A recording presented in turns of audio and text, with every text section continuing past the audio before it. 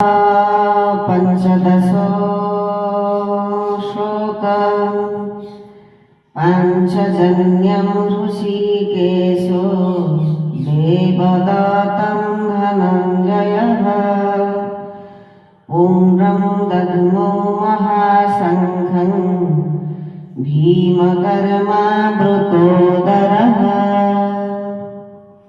एठारे भगवान ऋषिकेश अंतर्यामी भगवान श्रीकृष्ण पांचजन्य नामक शंख बजाइले एवं देवदत्तम धनंजय किए ना अर्जुन होउछंती धनंजय जी कुबेरक पाखरु बहु धन को जय करी आनिथिले सेथिपई तांकर नाम होउछि धनंजय।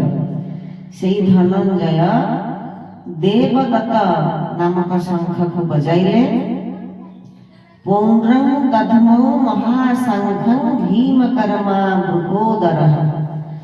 एठारे भीमदेवक नाम बा भीमसेनक नाम वृकोदर। एठी वृकोदर अर्थात उदर बोइले पेट भितरे आमर समस्तकर जठराग्नि नामक एक अग्नि जलुଥାଏ, किंतु भीमसेनक गर्भ बा उदर बा पेटरे एठी जठर अग्नि जलु नଥାଏ, से जलुଥାଏ वृक नामक अग्नि। सेई वृक नामक अग्नि भीमसेनक उदर रे थिबारु तांकु वृकोदर बोली संबोधन एठारे संजय करछन्ति। एठी संजय कहउछन्ति जे ऋषिकेश भगवान पांचजन्य नामक शंख बजाइले एवं धनंजय अर्जुन देवदत्त नामक शंख बजाइले एवं पुण्ड्रं दध्मो महाशंखं भीमकर्मा वृकोदर अर्थात भीमसेन बा वृकोदर पुण्ड्र नामक शंख को बजाइले।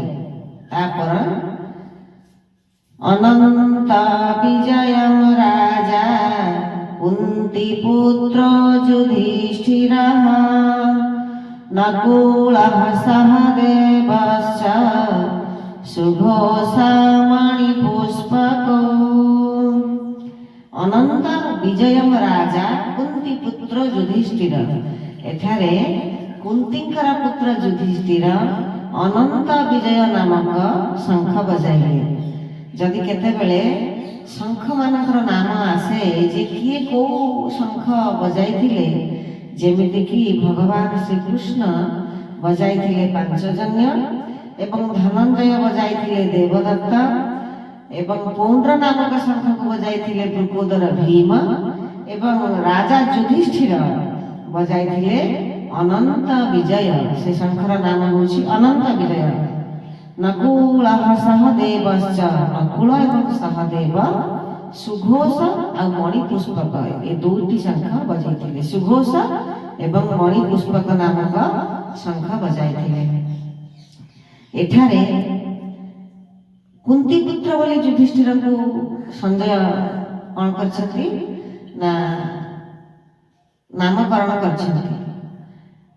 प्रकृतरे पंचु पांडव दुईटी मांकर संतान थिले, जे कि हमर समस्त जानती ये युधिष्ठिर भीम एवं अर्जुन कुंतींकर थिले आ नकुल सहदेव थिले माद्रींकर। सेथिपई से कुंतीपुत्र बोली संबोधन करछथि। आ गोटे कथा एठी आसे जे राजा बोली संबोधन करछथि युधिष्ठिर, कारण इंद्रप्रस्थ राज्यर राजा थिले युधिष्ठिर। जय श्री कृष्ण, जय श्री कृष्ण। सेहि पथे मोते निज प्रभु जेउठी कल्याण हेब। सेहि पथे मोते निज प्रभु जेउ